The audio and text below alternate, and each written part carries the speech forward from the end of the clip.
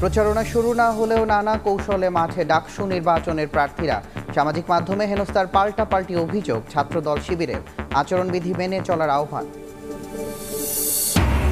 প্রচলিত নিয়মে ভোট হতে না দেওয়ার হুঁশিয়ারি ইসলামী আন্দোলনের। পিয়ারের দাবি তুলে নির্বাচন পেছাতে চেষ্টার অভিযোগ বিএনপির। শেখ হাসিনার বিচার হবেই বললেন মির্জা ফখরুল। বিজেপি ক্যাম্পের সামনে থেকে পাথর হরি লুটে অবাক জনপ্রশাসন সচিব। সিসি ক্যামেরার আওতায় আসছে সিলেটের সাদা পাথর। মোতায়েন করা হবে টুরিস্ট পুলিশ ও আনসার। এবং উদ্বোধনের পরদিনই অন্ধকারে মৌলানা ভাসানী সেতু। ৩০০ মিটার বৈদ্যুতিক তার চুরি, স্থানীয়দের ক্ষোভ। তদন্ত করে ব্যবস্থার আশ্বাস পুলিশের।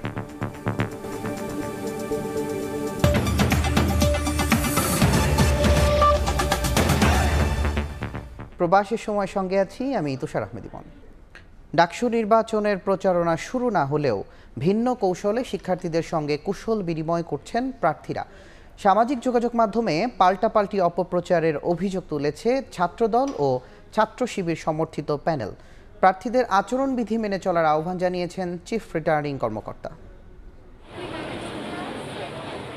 ঢাকা বিশ্ববিদ্যালয় কেন্দ্রীয় ছাত্র সংসদ ডাকসু ও হল সংসদ নির্বাচনের আনুষ্ঠানিক প্রচারণা শুরু না হলেও ক্যাম্পাসে বইছে নির্বাচনী হাওয়া। শুক্রবার ডক্টর মোহাম্মদ শহীদুল্লাহ হলে জুমার নামাজ আদায় শেষে শিক্ষার্থীদের সঙ্গে কুশল বিনিময় করেন জাতীয়তাবাদী ছাত্রদল সমর্থিত ভিপি পদপ্রার্থী আবিদুল ইসলাম খান। নামাজ শেষে গণমাধ্যমের মুখোমুখি হন তিনি। অভিযোগ করেন ছাত্রদলের প্রার্থীদের বিরুদ্ধে অনলাইনে প্রোপাগান্ডা চালানো হচ্ছে, যা ডাকসু নির্বাচনের পরিবেশকে নষ্ট করছে। মিস ইনফরমেশন, ডিসইনফরমেশন দিয়ে বিশ্ববিদ্যালয়ের গ্রুপগুলো যা করছে, ইচ্ছা করলেও তো সেই নোংরামি আমি করতে পারবো না। এবং এই যে নোংরামি যা হচ্ছে, এর এগেনস্টে যখন আমরা রিয়েল পোস্টগুলো দিচ্ছি, সেগুলোকে সাথে সাথে ডিলিট করে দেওয়া হচ্ছে। বিজয় একাত্তর হলে নামাজ আদায় করেন ছাত্র শিবির সমর্থিত ঐক্যবদ্ধ শিক্ষার্থী জোটের ভিপি পদপ্রার্থী সাদিক কায়েম ও জিএস পদপ্রার্থী SM ফরহাদ। পরে মধুর ক্যান্টিনে সংবাদ সম্মেলনে তারা বলেন, ঐক্যবদ্ধ শিক্ষার্থী জোটের প্রার্থীদের বিরুদ্ধেও সাইবার বুলিং চলছে। ভিডিও তৈরি করে 50-এর অধিক ভিডিও তৈরি করছে, ব্যক্তি সার্টিফিকেট পডকাস্ট তৈরি করা, ভিডিও তৈরি করা এবং তাকে নানাভাবে ফ্রেমিং করা হচ্ছে। ফজলুল হক মুসলিম হলে জুমার নামাজ আদায় শেষে কুশল বিনিময় করেন বৈষম্য বিরোধী শিক্ষার্থী সংসদের জিএস পদপ্রার্থী আবু বাকের মজুমদার। পরে মধুর ক্যান্টিনে সংবাদ সম্মেলন করে আচরণবিধি লঙ্ঘনের পরও ব্যবস্থা না নেয়ায় ক্ষুব্ধ প্রতিক্রিয়া জানান ভিপি পদপ্রার্থী আব্দুল কাদের। ছাত্রদল একজন প্রার্থী তানদীবাড়ি হামিম, তিনি হচ্ছে সুস্পষ্ট যে বিধিবিধান আছে আচরণবিধি, তিনি সেটা লঙ্ঘন করেছেন। 30 জন মেম্বার নিয়ে তিনি সেখানে গেছেন, মুহুর্মুর করে তারা দিয়ে আতঙ্কিত পরিবেশ তৈরি করেছেন। বিকেলে মধুর ক্যান্টিনে সংবাদ সম্মেলন করেন স্বতন্ত্র শিক্ষার্থী ঐক্যের ভিপি পদপ্রার্থী ওমামা ফাতেমা। নির্বাচনের দিন বিশৃঙ্খলার আশঙ্কা প্রকাশ করেন তিনি। প্রশাসনের এই ধরনের উদাসীনতার কারণে নির্বাচনের দিন এখানে লাইন জ্যামিং থেকে শুরু করে ভোট কেন্দ্রে বিভিন্ন ধরনের বিশৃঙ্খলা তৈরি হওয়ার সম্ভাবনা আছে। শুক্রবার সকালে মনোনয়নপত্র বাতিলের বৈধতা চ্যালেঞ্জ করে আবেদন করেন বাদ পড়া প্রার্থীরা। এ সময় নির্বাচনে অংশগ্রহণকারীদের আচরণবিধি নিয়েও সতর্ক করেন চিফ রিটার্নিং অফিসার। নির্বাচনী যে আচরণবিধি তারা এটা মেনে চলবে আমরা আশা করি। আপিলের পর পুনরায় যাচাই বাছাই করে বাদ পড়া প্রার্থীদের বিষয়ে সিদ্ধান্ত নেয়ার কথা জানান chief returning officer. Candidate Shakir Ahmed, সময় সংবাদ, ঢাকা। ডাকসু নির্বাচনে শিক্ষার্থী ঐক্য ফোরাম নামে পূর্ণাঙ্গ প্যানেল ঘোষণা করেছে বাংলাদেশ গণতান্ত্রিক ছাত্র সংসদ। শুক্রবার বিকেল 4:30টায় বিশ্ববিদ্যালয়ের কেন্দ্রীয় শহীদ মিনার প্রাঙ্গণে সংবাদ সম্মেলনে প্যানেল ঘোষণা করেন জুলাই শহীদ নাফিসার মামা হজরত আলী। ভিপি পদে আরিফুজ্জামান উজ্জ্বল, জিএস পদে আবু তৌহিদ সিয়াম এবং এজিএস পদে জিয়াউদ্দিন আয়ান ও মালিহা নামলাহ লড়বেন। এর আগে বৃহস্পতিবার মনোনয়ন ফর্ম জমা শেষে সমন্বিত শিক্ষার্থী জোট নামে পূর্ণাঙ্গ প্যানেল ঘোষণা করে জাহাঙ্গীরনগর বিশ্ববিদ্যালয় শাখা ছাত্র শিবির। শিক্ষার্থী মোহাম্মদ হযরত আলীকে বাংলাদেশ গণতান্ত্রিক ছাত্র সংসদ। গুমের জন্য দায়ী শেখ হাসিনা, তার বিচার এদেশের মাটিতেই হবে বলে মন্তব্য করেছেন বিএনপি মহাসচিব। বলেন, গুম, খুন, নির্যাতন মানবতার বিরুদ্ধে অপরাধ, যার সর্বোচ্চ শাস্তি মৃত্যুদণ্ড। এ সময় মির্জা ফখরুল ইসলাম আলমগীর অভিযোগ করেন, নির্যাতিত পরিবারের কান্না থামাতে ব্যর্থ হয়েছে অন্তর্বর্তী সরকার। হয়ে যায়। আওয়ামী লীগ আমলে গুমের শিকার কেউ কেউ শেখ হাসিনার পতনের পর ফিরে এলেও এখনও হদিস মেলেনি অনেকের। তাদের কি অবস্থা জানে না পরিবার। 15 বছর ধরা চলা গুম খুনের শিকারদের খোঁজে প্লাকার্ড আর ছবি হাতে পরিবারের সদস্যরা। 15টা বছর হয়ে গেছে আমার বাবার এখন পর্যন্ত আমি আমার বাবার কোনো খোঁজ পাইনি। আমি আমার সন্তানকে ফেরত চাই। আমি মরার আগে যেন আমার সন্তানের ডাক, মা ডাকটা শুনে মরতে পারি। শুক্রবার বিকেলে সংসদ ভবনের সামনে মায়ের ডাকের মানববন্ধন ও আলোকচিত্র প্রদর্শনীতে সহমর্মিতা জানাতে আসেন বিএনপি মহাসচিব। নিপীড়নের কথা স্মরণ করে আবেগ আপ্লুত হয়ে পড়েন মির্জা ফখরুল ইসলাম আলমগীর। ইলিয়াস আলী গুম হয়ে যাওয়ার পরে তার বাসায় যখন গেলাম, তখন তার মেয়েটির বয়স মাত্র 6। তার মা বলছে যে আমার মেয়েটা এখনো ওই দরজার দিকে তাকিয়ে থাকে, যদি তার বাবা ফিরে আসে না। বলেন এখনো গুম খুনের শিকার পরিবারের কান্না থামাতে ব্যর্থ হয়েছে অন্তর্বর্তী সরকার। অন্তর্বর্তী যে সরকার, তারা সম্পূর্ণ ব্যর্থ হয়েছে এই গুম কমিশনকে পাবলিককে নিয়ে আসার, পাবলিক শুনানি করার। তারা ব্যর্থ হয়েছে এই শিশুগুলো, তাদের আত্মীয়দের, তার মায়েদের, তার ভাইদের যে কান্না, সেই কান্নাকে বন্ধ করার।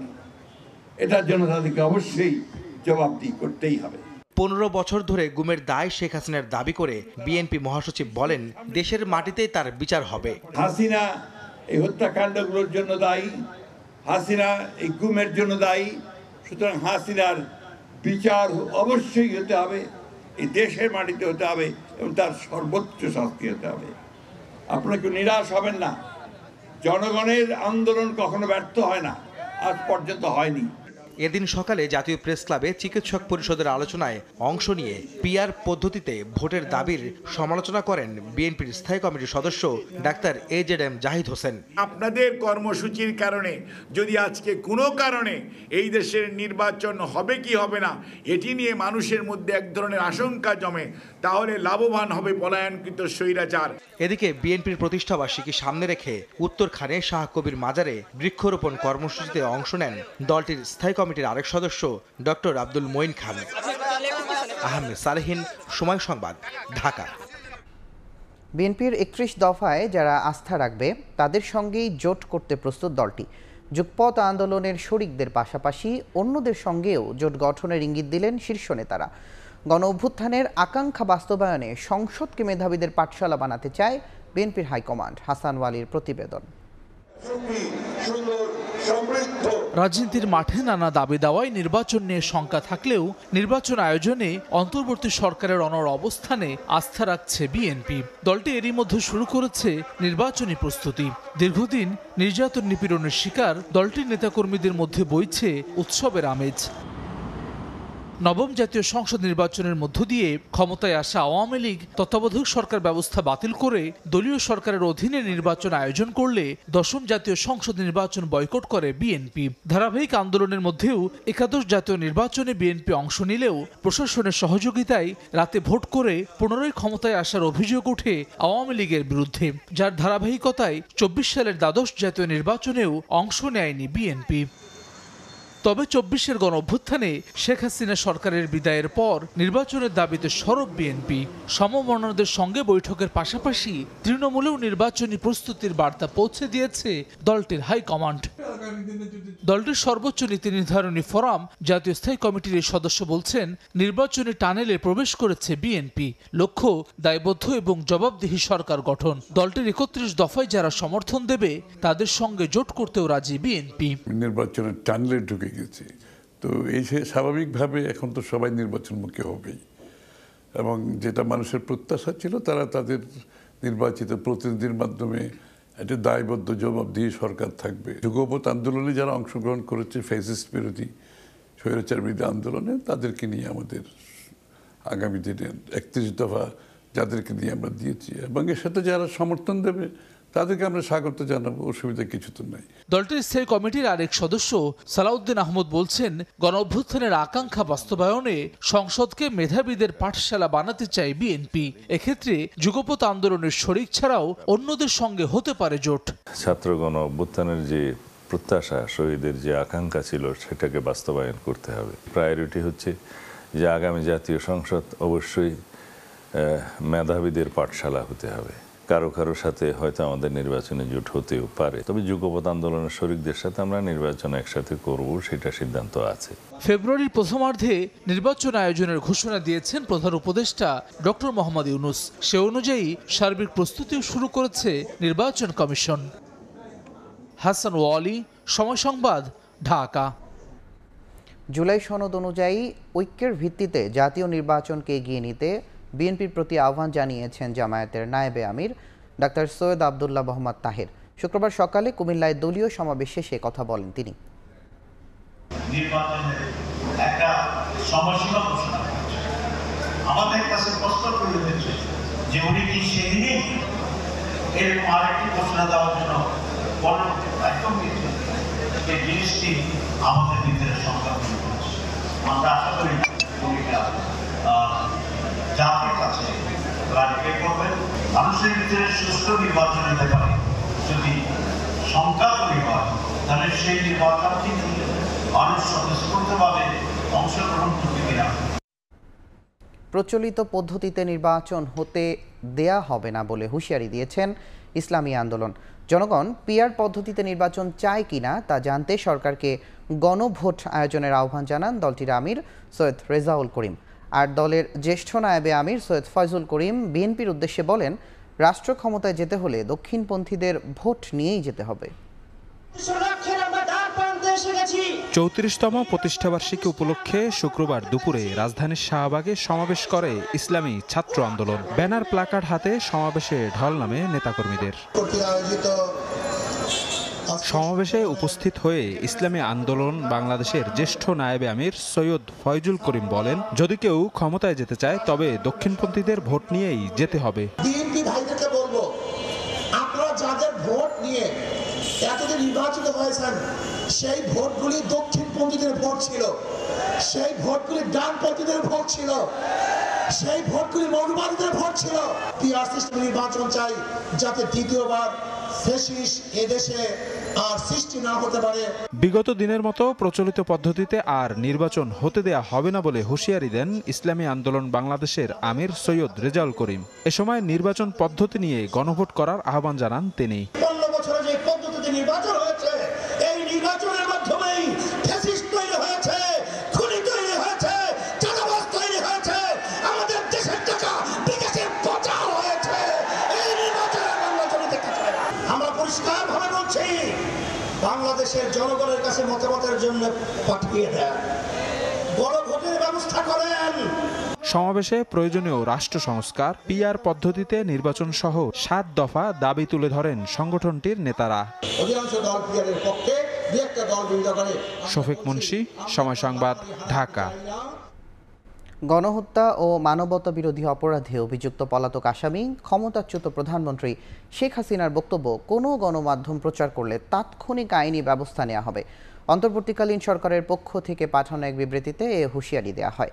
বিবৃতিতে বলা হয়েছে, বাংলাদেশ টেলিভিশন, পত্রিকা এবং অনলাইন আউটলেটগুলিতে ফৌজদারি অপরাধে দণ্ডিত অপরাধী এবং গণহত্যা ও মানবতা বিরোধী অপরাধে অভিযুক্ত পলাতক আসামি শেখ হাসিনার অডিও সম্প্রচার এবং প্রচার 2009 সালের সন্ত্রাস বিরোধী আইনের গুরুতর লঙ্ঘন।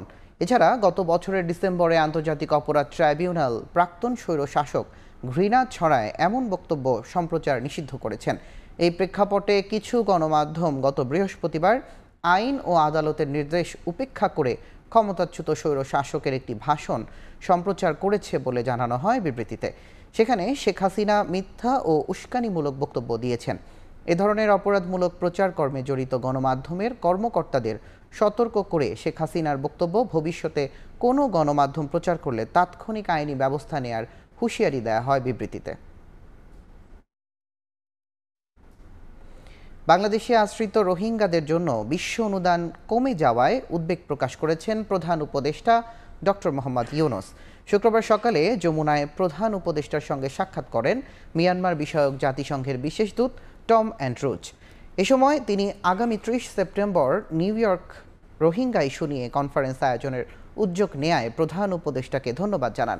অ্যান্ড্রুজকে রোহিঙ্গাদের অনুদান বাড়াতে কাজ করার আহ্বান জানান ডক্টর ইউনূস। আগামী 25 আগস্ট কক্সবাজারে অনুষ্ঠিত হতে যাওয়া আন্তর্জাতিক রোহিঙ্গা কনফারেন্সে যোগ দিতে ঢাকা সফর করেছেন মিয়ানমার বিষয়ক জাতিসংঘের দূত। এর উদ্বোধন করবেন ডক্টর ইউনুস। বিজিবি ক্যাম্পের সামনে থেকেই সিলেটের সাদা পাথর থেকে কিভাবে পাথর হরিলুট হলো এমন প্রশ্ন তুলেছেন জনপ্রশাসনের সিনিয়র সচিব মোহাম্মদ মোখলেসুর রহমান। শুক্রবার সকালে ভোলাগঞ্জ পরিদর্শনে গিয়ে তিনি জানান, সিলেটের পর্যটন স্পটে ট্যুরিস্ট পুলিশ ও আনসার ক্যাম্প বসানোর পরিকল্পনা চলছে।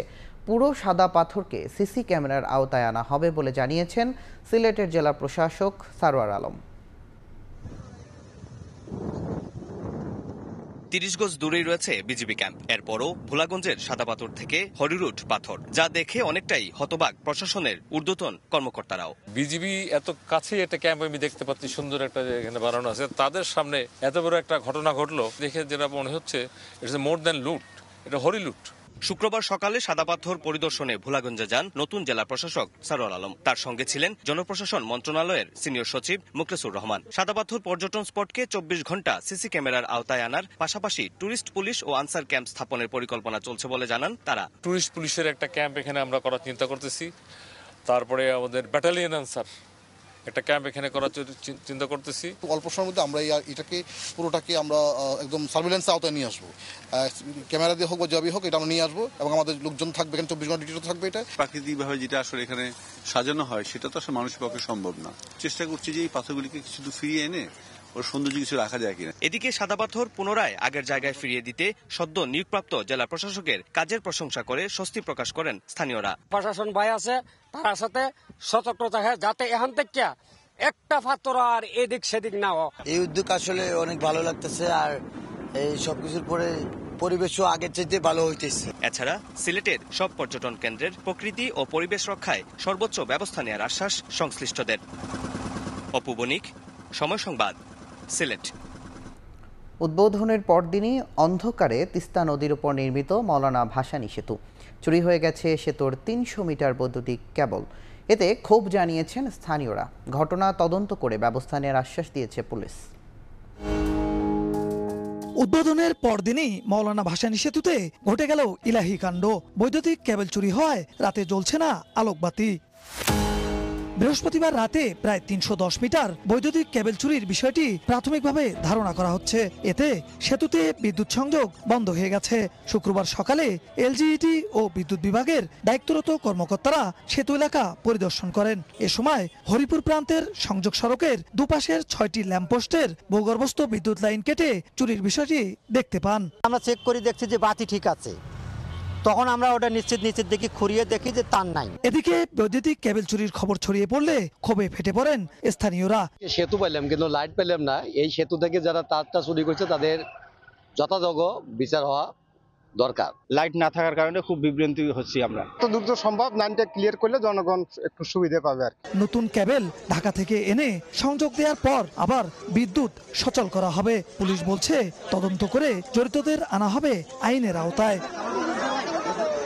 গত 20 আগস্ট গাইবান্ধা কুড়িগ্রামবাসীর দীর্ঘদিনের স্বপ্নের মৌলানা ভাসানী সেতু উদ্বোধন করেন স্থানীয় সরকার, পল্লী উন্নয়ন ও সমবায় মন্ত্রণালয়ের উপদেষ্টা আসিফ মাহমুদ সজীব ভূঁইয়া।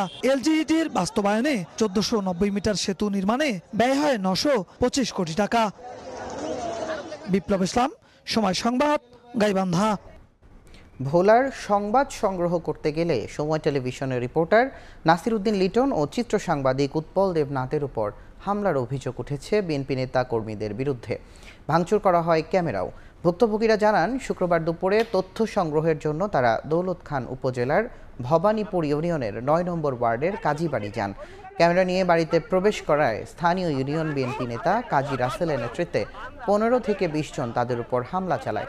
এ সময় 2 জনকে মারধর করে ক্যামেরা ছিনিয়ে নেয় তারা। প্রায় আধা ঘন্টা অবরুদ্ধ করে রেখে তাদের ভিডিও ধারণ করে। পরে স্থানীয়দের সহায়তায় তাদের উদ্ধার করে হাসপাতালে পাঠানো হয়। এই ঘটনায় দৌলত খান থানায় অভিযোগ করেন ভুক্তভোগীরা। জড়িতদের বিরুদ্ধে আইনি ব্যবস্থা নেয়ার কথা জানিয়েছে পুলিশ, আর সাংগঠনিক ব্যবস্থা নেয়ার আশ্বাস উপজেলা বিএনপির ভারপ্রাপ্ত সভাপতির।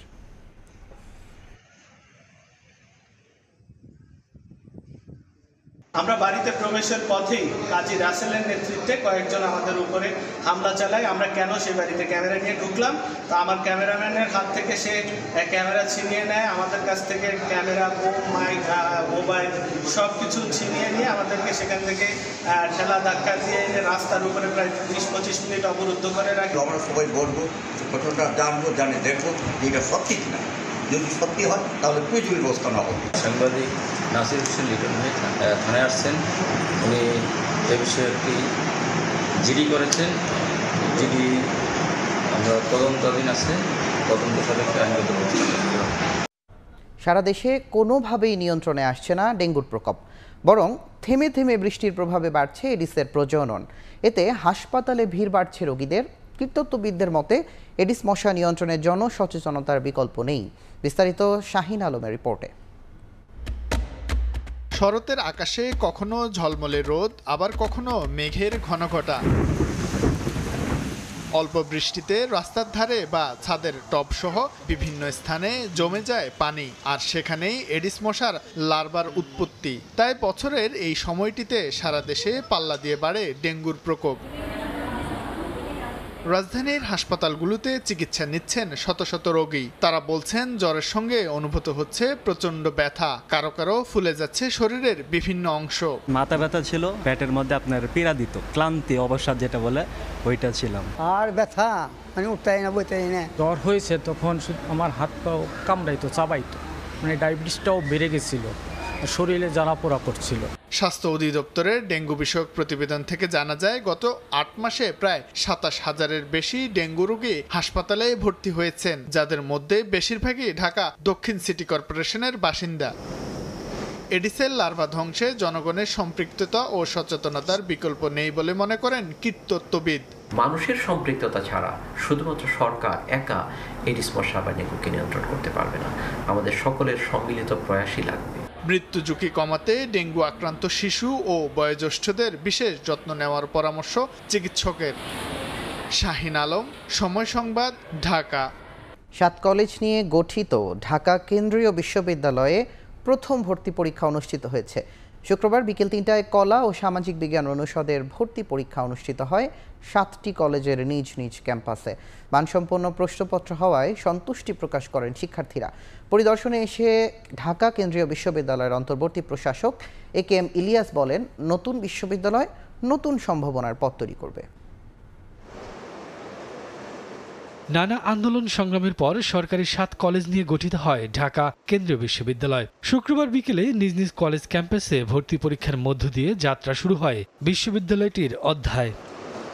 কলা ও সামাজিক বিজ্ঞান অনুষদের ভর্তি পরীক্ষায় অংশ নেন শিক্ষার্থীরা। জানা যায় 2 অনুষদে 4,498টি আসনের বিপরীতে আবেদন পড়েছে 24,094টি। সেই হিসেবে প্রতি আসনের জন্য লড়াই করেন 6 জন শিক্ষার্থী। ঢাকা সেন্ট্রাল বিশ্ববিদ্যালয় যেন দ্বিতীয় দাবি হয়, সারা বাংলাদেশের ভিতরে যেন একটা প্রভাবিত একটা বিশ্ববিদ্যালয় থাকে, এটাই আশাবাদ থাকবো। ইংলিশ একদম ইজি করছে, কিন্তু বাংলা ব্যাকরণ এত দিচ্ছে, ঠিক আছে, বলার মতো না। নেগেটিভ মার্কের কারণেই দেখা যায় অনেকে আমরা পিছায় পড়বো। রুলার রেজিস্ট্রেশন নাম্বার পূরণ করার সুযোগ দিয়েছিল, তখন সময়টা আমার হচ্ছে 5 মিনিটের চেয়ে কম ছিল, তো এই জন্য আমরা ওই পরীক্ষার টাইমের ভিতরে ব্যাকআপ দেওয়া লাগছিল। মানসম্পন্ন প্রশ্নপত্রে নতুন বিশ্ববিদ্যালয়ে আলোর সন্ধান দেখছেন শিক্ষার্থীরা। পরীক্ষার প্রশ্নপত্র মোটামুটি স্ট্যান্ডার্ড ছিল, প্রিভিয়াস কোনো কোশ্চেন রিপিট হয় নাই। এদিকে ঢাকা কলেজ ক্যাম্পাসে পরীক্ষা পরিদর্শনে আসেন বিশ্ববিদ্যালয়টির অন্তর্বর্তী প্রশাসক AKM ইলিয়াস। বলেন, নতুন এই বিশ্ববিদ্যালয় ইতিহাস সৃষ্টি করবে। যেহেতু বিগিনিংটা খুব সুন্দর হলো, এটা চলবে খুব সুন্দরভাবে, আশা করি আমরা ইনশাআল্লাহ। নতুন একটা আকাঙ্ক্ষা নিয়ে, প্রত্যাশা ধারণ করে এটা এগিয়ে যাচ্ছে। আমরা চেষ্টা করে দেখাবো যে আমরা যেটা আশা করেছিলাম, যে প্রত্যাশা করেছিলাম, এটা সঠিক ছিল। আমাদের যেটুকু সামর্থ্য আছে সেটুকু দিয়ে আমরা চেষ্টা করছি যাতে এটাকে একটা সুন্দর শুভ সূচনা হয়, সেই লক্ষ্যে কাজ করে যাচ্ছি। আশা করি ছাত্ররা এটাতে উপকৃত হবে। ভর্তি পরীক্ষায় MCQ পদ্ধতিতে 100 নম্বরের ভিত্তিতে শিক্ষার্থীদের মূল্যায়ন করা হবে। প্রতিটি ভুল উত্তরের জন্য 0.25 নম্বর কাটা হবে। শফিকুজ্জামান রুবেল, সময় সংবাদ, ঢাকা। আর্মড ফোর্সেস মেডিকেল কলেজের উদ্যোগে অনুষ্ঠিত হলো দ্বিতীয় national medi carnival cultural art and photography fest. অনুষ্ঠানে দেশের 35টির বেশি মেডিকেল কলেজের 4 শতাধিক শিক্ষার্থী অংশ নেন। শুক্রবার ঢাকা সেনানিবাসে আর্মড ফোর্সেস মেডিকেল কলেজে AFMC কার্নিভাল ক্লাবের আয়োজনে medical quiz, spelling, anatomical drawing এবং মেডিকেল ডায়াগনোসিস সহ বিভিন্ন প্রতিযোগিতার আয়োজন করা হয়। এছাড়াও ছিল আর্ট এবং ফটোগ্রাফি এক্সিবিশন, কবিতা ও বিতর্ক প্রতিযোগিতা। আর্মড ফোর্সেস মেডিকেল কলেজের commandant major general Masudul Alam মজুমদারের সার্বিক সহযোগিতায় এবং শিক্ষক ও শিক্ষার্থীদের উদ্যোগে এই অনুষ্ঠানটি সফলভাবে সম্পন্ন হয়েছে। সবজি, মাছ ও মুরগি কোথাও নেই স্বস্তি। দামের উত্তাপে পড়ছে ক্রেতার হাত। দাম বৃদ্ধির পেছনে বিক্রেতারা দায়ী করছেন বৃষ্টি ও সরবরাহ সংকটকে। দামের উত্তাপে পুড়ছে সবজির বাজার। ঝিঙা, চিচিঙ্গা, পটল, কাঁকরোল, ঢেঁড়স সহ প্রায় সব সবজি বিক্রি হচ্ছে ৮০ টাকার উপরে। রাজধানীর কারওয়ান বাজারে টমেটো ১৬০ থেকে ১৭০ আর কাঁচামরিচ ১৪০ থেকে ১৬০ টাকা দরে বিক্রি হচ্ছে। ক্রেতার নাগালের ভেতরে আছে শুধু পেঁপে ও কচুমুখির দাম। দাম বৃদ্ধির জন্য বৃষ্টি ও সরবরাহ সংকটকে দায়ী করছেন বিক্রেতারা। যারা আগে ১ কেজি কিনতো তারা এখন হাফ কেজি কিনে। পানি থাকার কারণে সব সবজির দাম বেশি, সব মানুষেরই একটু কষ্টদায়কই চলতেছে। এদিকে বরফ দিয়েও ঠেকানো যাচ্ছে না মাছের বাজারের আগুন। ১ কেজি ওজনের ইলিশ বিক্রি হচ্ছে ২৪০০ থেকে ২৫০০ টাকায়। ৮০০ থেকে ৯০০ গ্রামের দর ২০০০ টাকা। সপ্তাহ ব্যবধানে অন্যান্য মাছের দাম বেড়েছে ১০ থেকে ২০ টাকা। সব জায়গা দেখছি কোথায় কম দামে পাওয়া যায়। ইলিশ মাছ আগুন ধরছে। গত সপ্তাহে 1 কেজি মাছ বেচছে ২২০০, এই সপ্তাহে বেচতেছি ২৪০০ টাকা। মাছ একবার নদীতে কম একবারে। স্বস্তি নেই মুরগির দামেও। ১০ টাকা বেড়ে কেজি প্রতি ব্রয়লার বিক্রি হচ্ছে ১৮০ টাকায়। ২০ টাকা বেড়ে সোনালী মুরগি বিক্রি হচ্ছে ৩২০ থেকে ৩৪০ টাকায়। সাদিক হাসান ইমন, সময় সংবাদ, ঢাকা। কক্সবাজারের চিংড়ি চাষিদের নতুন করে আসার আলো দেখাচ্ছে চকরিয়া রামপুরা চিংড়ি এস্টেট। সাস্টেইনেবল কোস্টাল এবং মেরিন প্রকল্পের আওতায় ৭,০০০ একর উন্নয়ন প্রকল্পের কাজ প্রায় শেষ পর্যায়ে। মৎস্য অধিদপ্তর বলছে অবকাঠামো উন্নয়নের ফলে এই এস্টেট থেকে চিংড়ি চাষ বাড়বে প্রায় ৩ গুণ। আর চিংড়ি সিটি প্রকল্পের কাজ শেষ হলে চিংড়ি শিল্পের নতুন যুগের সূচনা করবে বাংলাদেশ।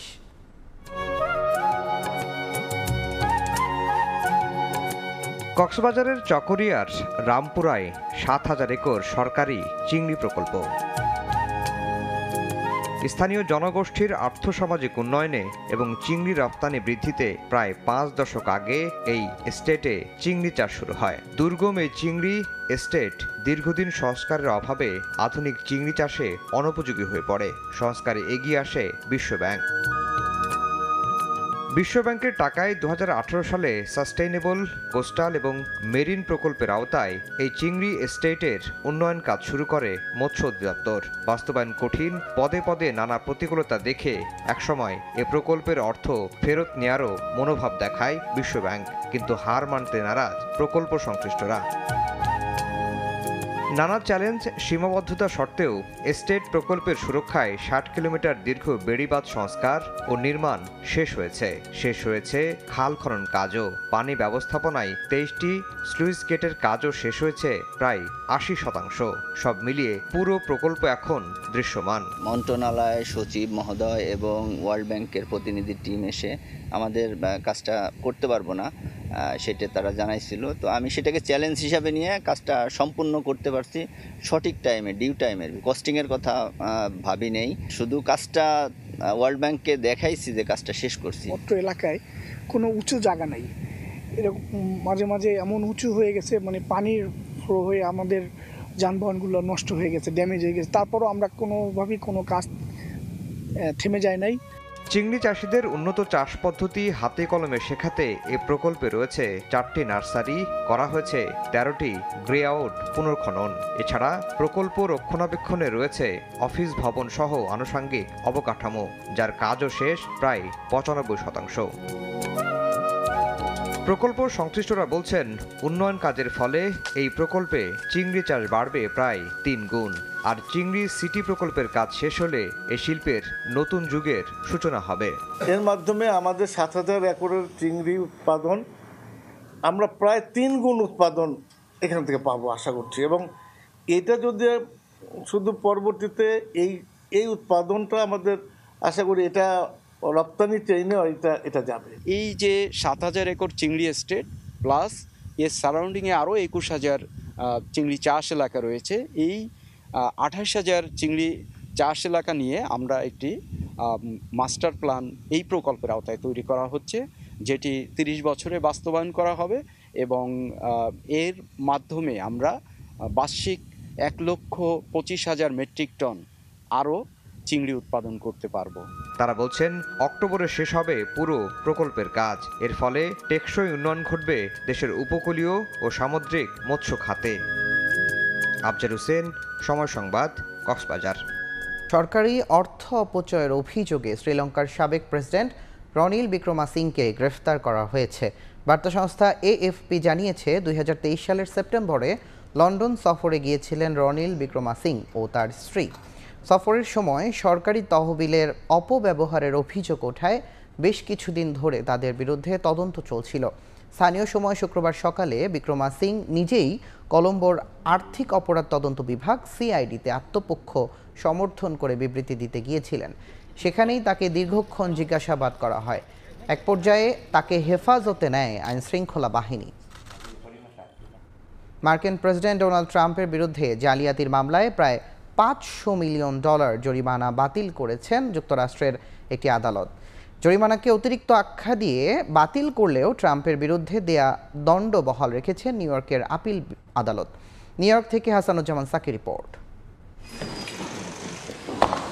3 বছর ধরে চলা জালিয়াতি মামলায় অবশেষে জরিমানা থেকে অব্যাহতি পেলেন মার্কিন প্রেসিডেন্ট ডোনাল্ড ট্রাম্প। বৃহস্পতিবার প্রায় $500 মিলিয়ন জরিমানা বাতিল করেছেন নিউ ইয়র্কের আপিল আদালত। অতিরিক্ত আখ্যা দিয়ে আপিল আদালত ট্রাম্পের জরিমানা বাতিল করলেও তার বিরুদ্ধে আগের দেয়া দণ্ড বহাল রেখেছেন। নিউ ইয়র্কের অ্যাটর্নি জেনারেল লেটিশিয়া জেমস জানান, রায়ের বিরুদ্ধে উচ্চ আদালতে আপিল করার পরিকল্পনা রয়েছে। আপিল আদালতের রায়কে ভুয়া মামলার বিরুদ্ধে বড় জয় বলে মন্তব্য করেছেন প্রেসিডেন্ট ট্রাম্প। ছেলে ডন জুনিয়র সামাজিক যোগাযোগ মাধ্যম এক্সে লিখেছেন, 2024 সালের নির্বাচনকে প্রভাবিত করতেই ট্রাম্পের বিরুদ্ধে এই মামলা করা হয়েছিল, যা ছিল একটি অপচেষ্টা। আরও লেখেন, বাম ঘেঁষা নিউ ইয়র্কের আপিল আদালতও এতে একমত হয়েছেন। অ্যাটর্নি জেনারেল লেটিশিয়া জেমস 2022 সালে ট্রাম্প ও তার প্রাপ্তবয়স্ক সন্তানদের এবং ট্রাম্প অর্গানাইজেশনের বিরুদ্ধে একটি সুস্পষ্ট দেওয়ানি মামলা দায়ের করেন।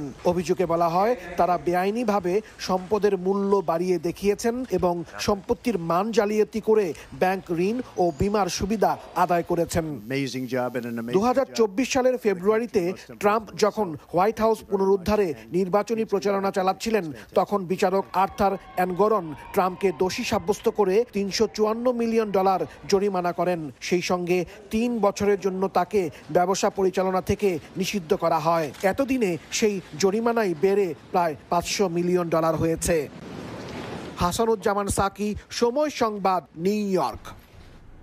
কলকাতায় তৃণমূলকে এক হাত নিলেন ভারতের প্রধানমন্ত্রী নরেন্দ্র মোদী। সরকারি প্রকল্পের উদ্বোধনের সময় তিনি বলেন, পশ্চিমবঙ্গের মানুষ যদি বাঁচতে চায় তবে বিজেপিকে ক্ষমতায় আনতে হবে। এছাড়া কেন্দ্রের দেয়া অনুদানের টাকা তৃণমূল নিজেদের দলের ক্যাডারদের পেছনে খরচ করছে বলেও অভিযোগ করেন তিনি। তবে নরেন্দ্র মোদীর এসব অভিযোগ উড়িয়ে দিয়েছে তৃণমূল। বিস্তারিত জানাচ্ছেন সুব্রত আচার্য, ছবি তুলেছেন বিশ্বজিৎ দাস। শুক্রবার সরকারি প্রকল্প উদ্বোধনে ভারতের কলকাতার দমদমে যান প্রধানমন্ত্রী নরেন্দ্র মোদী। এ সময় ক্ষমতাসীন তৃণমূলকে এক হাত নেন তিনি। বলেন, পশ্চিমবঙ্গ উন্নত হবে কেবল তখনই যখন বিজেপি ক্ষমতায় আসবে। তার দাবি, আসাম ও ত্রিপুরায় বিজেপি শাসনে উন্নয়ন হয়েছে, কিন্তু পশ্চিমবঙ্গ পিছিয়ে পড়েছে। কেন্দ্র থেকে টাকা পাঠানো হলেও সেই টাকা খরচ হচ্ছে তৃণমূলের ক্যাডারদের পেছনে। এদিন মোদী বলেন, রাজ্যের শাসক দল ভোটের রাজনীতি করে বলেই অনুপ্রবেশকারীদের বাঁচাতে চায়। বিজেপি সরকার দেশ থেকে অনুপ্রবেশকারীদের তাড়াতে দৃঢ়প্রতিজ্ঞ। মমতার কয়েকজন মন্ত্রী জেলে যাওয়া নিয়েও তোপ দাগেন প্রধানমন্ত্রী। প্রশ্ন তোলেন, সাধারণ কর্মচারী জেলে গেলে চাকরি যায়, তাহলে মন্ত্রী প্রধানমন্ত্রীরা জেলে থেকেও কিভাবে সরকার চালাবেন? जनता तक सारी योजनाओं का लाभ पहुंचाने के लिए जरूरी है कि यहां पश्चिम बंगाल में भाजपा सरकार होनी चाहिए। তবে নরেন্দ্র মোদীর এসব অভিযোগ উড়িয়ে দিয়েছে তৃণমূল। দলটির দাবি, মেট্রো রেলের উদ্বোধন করতে এসেছেন প্রধানমন্ত্রী মোদী, কিন্তু এই প্রকল্পের রূপকার ছিলেন মমতা বন্দ্যোপাধ্যায়। কাঁচের ঘরে বসে ঢিল ছুড়লেন। তৃণমূল কংগ্রেস যে অভিযোগগুলি তুলেছে, প্রশ্নগুলি তুলেছে, একটা উত্তর দিতে পারেননি। এদিন কলকাতা, শিয়ালদা, হাওড়া সহ কয়েকটি এলাকার সঙ্গে মেট্রো সংযোগ জুড়ে দেওয়ার জন্য প্রায় 14 কিলোমিটার মেট্রো লাইনের উদ্বোধন করেন নরেন্দ্র মোদী। একই সঙ্গে 1200 কোটি টাকায় তৈরি 6 লেনের কোনা এক্সপ্রেসওয়েরও উদ্বোধন করেন তিনি। সুব্রত আচার্য, সময় সংবাদ, ভারত। চমক রেখেই এশিয়া কাপের দল ঘোষণা করল বিসিবি। দীর্ঘদিন পর ফিরছেন নুরুল হাসান সোহান ও সাইফ হাসান। বাদ পড়েছেন নাজমুল হোসেন শান্ত ও নাইম শেখ। 4 জনের স্ট্যান্ড বাই তালিকায় রাখা হয়েছে মেহেদী হাসান মিরাজ ও সৌম্য সরকারকে। লিটন দাসকে অধিনায়ক রেখে ঘোষিত 16 সদস্যের স্কোয়াডই খেলবে নেদারল্যান্ডসের বিপক্ষ সিরিজে। মেগা ইভেন্টের আগে স্কোয়াড ঘোষণা নিয়ে নাটকের চিরায়ত রীতি ভাঙল বাংলাদেশ ক্রিকেট বোর্ড।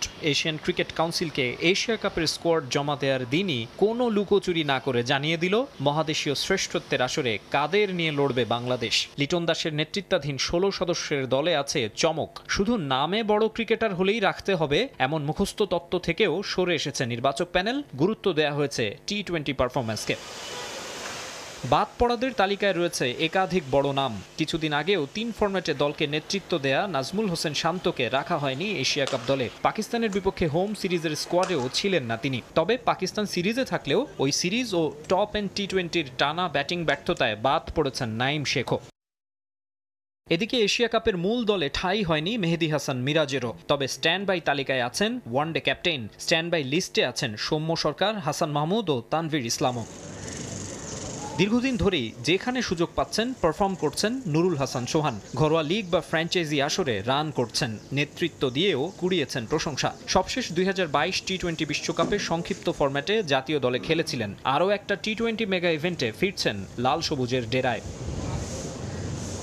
গাজী আশরাফ হোসেন লিপুর নির্বাচক প্যানেল ফিরিয়েছে সাইফ হাসানকেও। সবশেষ 2023 এশিয়ান গেমসে জাতীয় দলের ব্যানারে খেলেছেন সাইফ। ক্যারিয়ারে মাত্র 5টা আন্তর্জাতিক টি-20 খেলা ব্যাটারের সাম্প্রতিক পারফরমেন্স আহামরি নয়, তবে রয়েছে বেশ কিছু ভালো ইনিংস।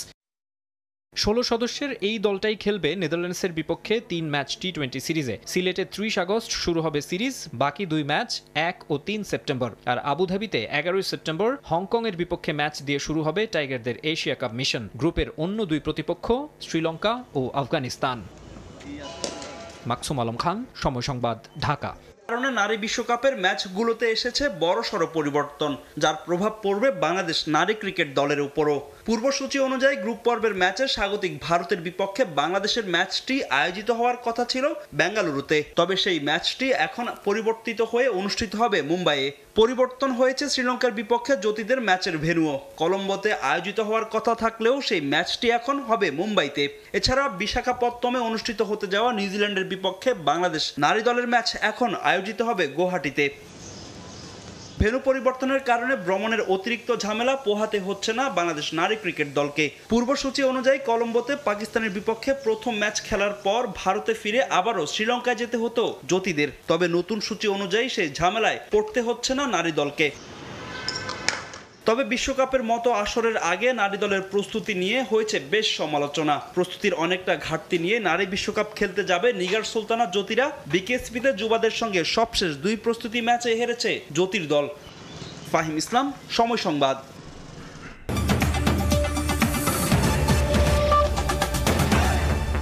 এ ছিল প্রবাসের সময়, সঙ্গে থাকুন সময়ের।